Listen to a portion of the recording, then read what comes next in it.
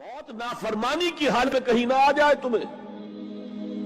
وہ کوئی ضمانت تمہارے پاس نہیں ہے کہ تم کسی گناہ کا ارتکاب کر بھی چکو گے, پھر تمہیں توبہ کا وقت بھی مل جائے گا, پھر موت آئے گی, اس سے پہلے موت نہیں آ سکتی. کیا معلوم عین اس گناہ کے ارتکاب کے دوران موت آ جائے. وہ موت کیسی ہوگی؟ شاید آپ کے علم میں ہو, لکھنؤ کے ایک بہت بڑے شاعر تھے اور ان کی موت بہت ہی مکروہ حالات میں واقع. رات کو 2-3 بجے, جس کو آپ انگریزی میں کہتے ہیں in the small hours of the morning, شراب خانے سے نکلے, نشے میں دھت, چکر آیا, گرے, اور ساتھ ہی بدرو جا رہی تھی گندی نالی, اس میں گر گئے, وہاں سے لاش برآمد. کیسی موت ہے یہ؟ نافرمانی کی حالت میں موت آئی ہے, شراب کے نشے کی حالت میں موت آئی ہے. اور کیا یہ ممکن نہیں ہے کہ کوئی شخص بدکاری کا ارتکاب کر رہا اور عین اسی فعل کے دوران موت آ جائے؟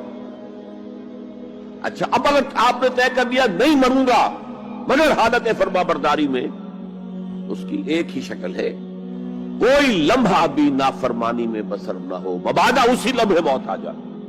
ہر لمحے کا پہرا دیجئے, ہر ساتھ کی پوری حفاظت کیجئے, کہیں نافرمانی کا کوئی ارتکاب نہ ہو اور عین اس حالت میں کہیں موت نہ آ جائے. میں وہ حدیث آپ کو سنا چکا ہوں, لا یزنی الزانی حین یزنی وہو مومن. کوئی زانی حالت ایمان میں زنا نہیں کرتا, جب وہ زنا کر رہا ہوتا ایمان اس کے دل سے نکل کر اوپر سر پر منڈلاتا رہتا. کوئی چور حالت ایمان میں چوری نہیں کرتا, ولا یسرق السارق حین یسرق وہو مومن. کوئی شرابی حالت ایمان میں شراب نہیں پی سکتا, ولا یشرب الخمر حین یشرب وہو مومن. اگر ایمان بھی ہو دل میں اور یہ حرکات بھی ہو رہی ہو تو وہ ایمان 2 پیسے کا نہیں, 2 ٹکے کا نہیں. کیا اس ایمان کی قیمت ہے؟ کیا قدر و قیمت ہے اس کی؟ اب اگر عین اسی حالت کے اندر موت آ گئی تو یہ تو خلوع ایمان ہے, ایمان کا خالی ہو جانا ہے. یہ ہے وہ بات جو کہی گئی. اب یہ اسلام اور تقوی, ان دونوں کو یہاں نوٹ کر لیجئے. یا ایھا الذین آمنوا اتقوا اللہ حق تقاتہ ولا تموتن الا وانتم مسلمون. اے ایمان کے دعوے دارو, اللہ کا تقوی اختیار کرو جتنا کہ اس کے تقوی کا حق ہے, اور دیکھنا موت نہ آنے پائے مگر فرما برداری کی حالت. اب یہ اینٹیں اگر پختہ ہو گئی ہیں, ہم نے جہاد کے مختلف مراحل ان پر غور کیا تھا. پہلا مرحلہ کیا تھا؟ نفس امارہ کے خلاف جہاد, شیطان اور اس کی ذریت سلبی و مانوی کے خلاف جہاد, بگڑے ہوئے معاشرے کے جو پریشرز ہیں ان کے خلاف جہاد. یہ 3 جہاد کر کے کما حق ہو فرض کیجئے کہ اب آپ تقوی اور فرما برداری کی روش پر راسخ ہو گئے, قائم ہو گئے. اب اگلا قدم کیا ہے؟ اب ان اینٹوں سے فصیل بنانی ہے. اینٹیں تو مضبوط ہو گئی, پوری طرح پک گئی, پختہ ہو گئی. وہ جو اقبال کہتا ہے کہ خام ہے جب تک تو ہے مٹی کا ایک انبار تو, اور پختہ ہو جائے تو ہے شمشیر بے زنہار تو. اور جس سے اکبر الہ آبادی نے بھی کہا ہے, اس سے بھی بہتر انداز میں کہا ہے, تو خاک میں مل اور آگ میں جل, جب خشت بنے تب کام چلے. ان خام دلوں کے عنصر پر بنیاد نہ رکھ, تعمیر نہ کر. اگر ساحل سمندر سے ریت لے کے گولا بنا لیں, وہ نم تو ہوتی ہے ریت, گولا بن جائے گا. پھر اسے شیشے پر بھی ماریں گے, شیشہ کھڑا رہے گا, ریت بکھر جائے گی. اسی گولے کو ذرا بھٹی میں ڈال کے پکا لو, روڑا بنا لو, تو خاک میں مل اور آگ میں جل, جب خشت بنے, جب اینٹ بنو گے تب کام چلے. اب اگر اسے مارو گے تو کوئی نتیجہ تو برآمد ہوگا کہ نہیں. تو یہ پختہ افراد کی شخصیت کو پختہ کرنا. جو ہے کہ اجتماعی اس کو نظر انداز کرتی ہے، جیسا کہ میں نے عرض کیا تھا، پہلی منزل تعمیر نہیں کی، دوسری کے اوپر چڑھانا ہو گئے، دوسری ہے نہیں، تیسری جو ہے وہ ہوا کے اندر اس کی تعمیر ہو رہی ہے۔ ہماری بہت سی ناکامیوں کا اصل سبب یہ ہے۔ حضور نے پہلے افراد کو تیار کیا ہے، افراد کے ہاتھوں میں ہے اقوام کی تقدیر، ہر فرد ہے ملت کے مقدر کا ستارہ، اور ہر حیث اجتماعی یا کوئی تنظیم ہو، کوئی جماعت ہو جو اسلام کی سربلندی کے لیے کام کرنا چاہیے، اسے سب سے پہلے پختہ کردار والے افراد تیار کرنے ہوں گے۔ یا ایھا الذین آمنوا اتقوا اللہ حق تقاتہ ولا تموتن الا وانتم مسلمون۔ اب دوسرا نقطہ کیا ہے؟ ان کو جوڑنا ہے، اب اینٹوں کو جوڑنا ہے۔ And for that you need a cement substance۔ پچھلے زمانے میں چونا وغیرہ ہوتا تھا، چونے سے جوڑا جاتا تھا، آج کل سیمنٹ ہے۔ اگر یہ سیمنٹ سبسٹنس مضبوط ہے تو یہ فصیل اور دیوار مضبوط ہے، اگر یہ نہیں ہے تو چاہے اینٹیں پختہ ہو تب بھی سیلاب کا ریلا آئے گا، بہا کے لے جائے گا۔ اینٹوں کی پختگی کے ساتھ ساتھ ان کو جوڑنے والا مورٹر جو ہے اس کو بھی مضبوط ہونا چاہیے۔ اس لیے دوسرا نقطہ، یہ سہ نکاتی لائحہ عمل، 3 نکاتی لائحہ عمل۔ پہلا تقوی اختیار کرو اور اللہ تعالیٰ کی پوری فرما برداری اختیار کرو، کوئی لمحہ تمہارا نافرمانی میں نہ گزرے۔ اب وَاعْتَصِمُوا بِحَبْلِ اللَّهِ جَمِيعًا وَلَا تَفَرَّقُوا، چمٹ جاؤ اللہ کی رسی کے ساتھ مل جل کر اور تفرقے میں نہ پڑو۔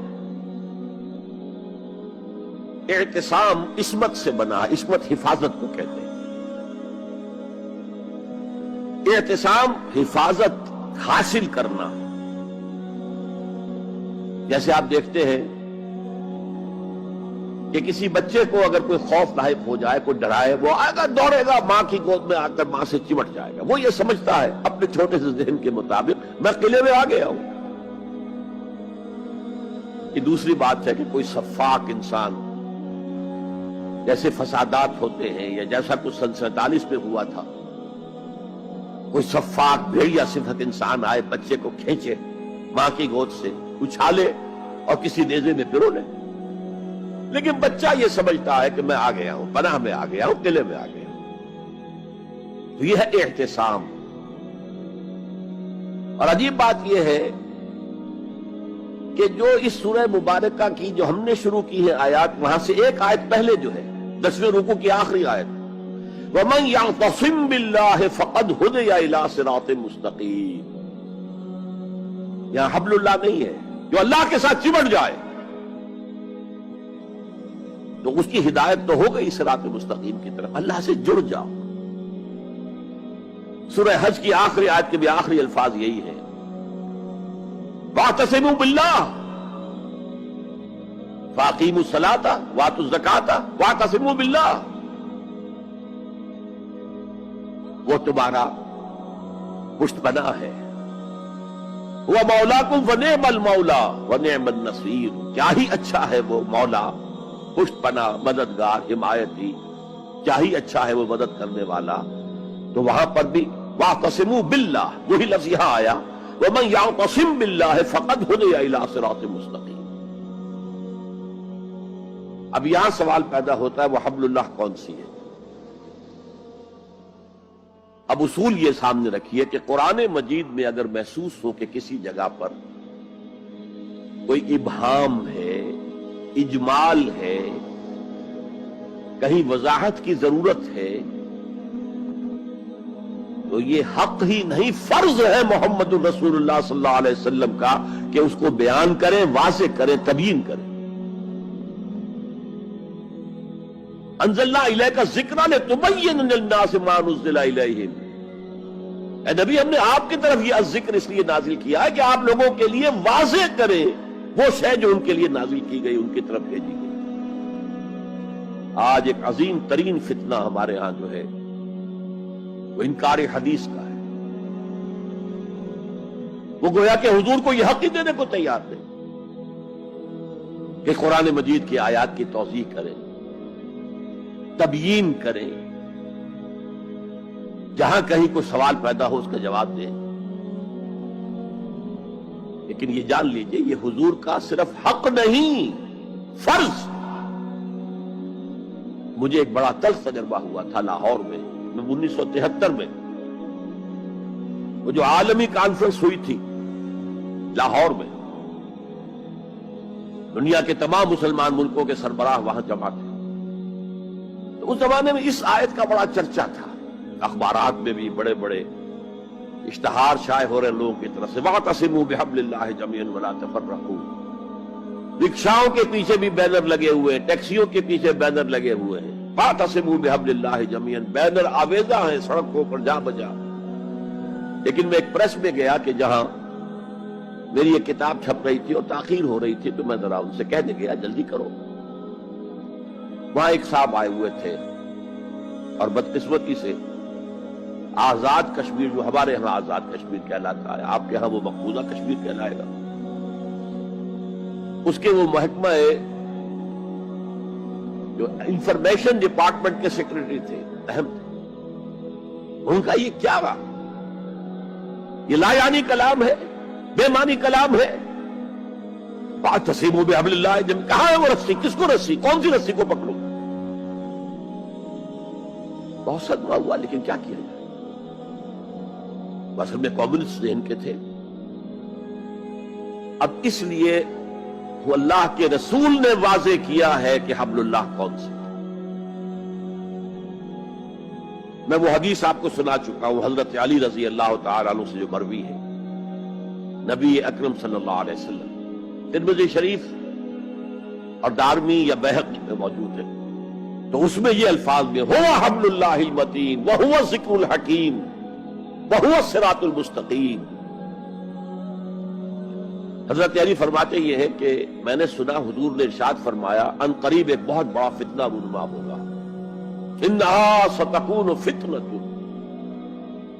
میں نے سوال کیا مل مخرج منہا یا رسول اللہ، اے اللہ کے رسول فرمائیے اس سے نکلنے کا راستہ کون سا ہوگا، مخرج کون سا ہوگا، ایگزٹ کون سا ہوگا. یا آپ کے ہالز میں جہاں ایگزٹ لکھا ہوا ہوتا ہے سرخ سی بتیوں کے ساتھ، عرب ممالک میں مخرج لکھتے ہیں اس کو، نکلنے کی جگہ، بھاگنے کی جگہ. اگر کہیں دھواں بھر جائے، کہیں آگ لگ جائے تو بھاگو ان روشنیوں کی طرف، ان دروازوں کی طرف، وہ کھل جائیں گے. تو جب حضور نے فرمایا کہ انہا ستکون فتنۃ، تو حضرت علی کہتے میں نے پوچھا بل مخرج منہا یا رسول اللہ، فرمایا کتاب اللہ، فتنوں سے بچانے والی اور فتنوں سے نکالنے والی شے صرف کتاب اللہ. فیہ خبر ما قبلکم ونبأ ما بعدکم وحکم ما بینکم، اس میں تم سے پہلے جو اقوام تھی ان کی خبریں موجود ہیں، تمہارے بعد آنے والی جو چیزیں ہیں ان واقعات کا تذکرہ موجود ہے، اور تمہارے درمیان جو اختلافات بھی رونما ہو سکتے